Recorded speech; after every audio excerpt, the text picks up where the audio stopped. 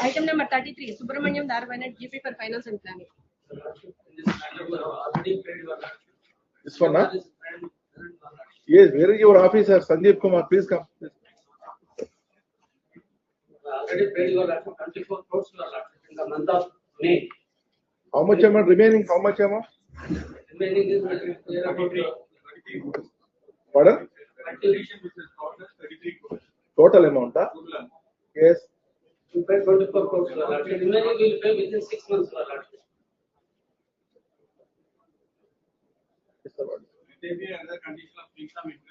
ఏం చేస్తారు ఎవరు కదా సార్ సమాజంలో బాధ్యత ఎక్కడ ఉంది sir senior you senior social responsibility ఎక్కడ ఉంది చెప్పండి మనకు వచ్చే ఆదాయం ఎంత బయటికి పోతున్నది ఎంత ఎవరో చెప్పిన దాన్ని బట్టి చూస్తే 3,24,000 కోట్లు వాళ్ళకు వచ్చేది 2,70,000 కోట్లు 1,50,000 కోట్లు శాలరీ రూపంలో పోతే లోన్ల పేమెంట్ రూపంలో పోతే అంతకుముందు చేసిన అప్పుల రూపంలో పోతే వాళ్ళకి మిగిలింది 90,000 కోట్లు అందులో వెల్ఫేర్ కింద ఎంత పోతుంది 89,000 కోట్లు పోతుంది వెల్ఫేర్ పథకాల కింద కూర్చుంటే డబ్బులు నిలబడితే డబ్బులు ఏం చేయకపోతే డబ్బులు కొన్ని నిజాయితీగా పోతున్నాయి పల్సర్ బైక్ వేసుకొని అయిపోయి ఉచిత బియ్యం పట్టుకొని పోతున్నారు ఎంత పట్టుని పడుతుంది వాళ్ళ మీద ఎవరికైనా బాధ్యత ఉందా సమాజంలో చెప్తే బ్లేమింగ్ ఎవరికైనా మనందరం కూడా నేను పౌరుడే కాబట్టి ఎన్ని అనవసరమైన ఉచిత పథకాలు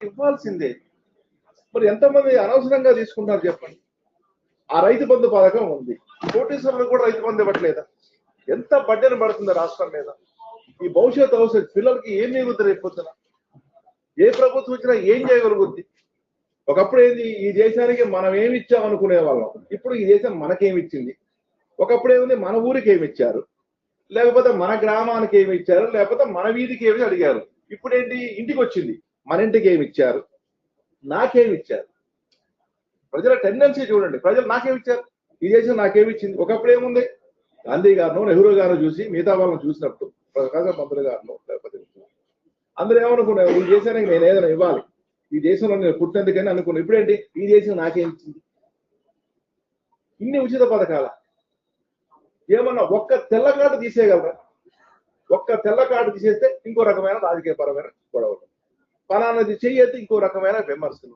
ఆఫీసర్లు ఏం చేస్తారు 3,000 4,000 కేసులు ఆయన మీద ఉన్నాయి నేను చూశాను మొత్తం కూడా చూస్తే ఈ జీవితకాలం పాటు ఆయన జైల్లోనే ఉంచాలి ఇది ఎక్కడ ఆ సెక్రటరీ గారు పోస్ట్ లో ఉన్నందుకు పాపం ఇక ఆయన లైఫ్ అంతా ఎక్కడున్నారంటే ఇంట్లో జైల్లో ఉంచాలి జైల్లో ఉంచి అక్కడి నుంచే పని చేయించాలి ఏం చేస్తారు చెప్పండి చాలా ప్రాక్టికల్ గా చాలా డిఫికల్ట్ అయిపోతుంది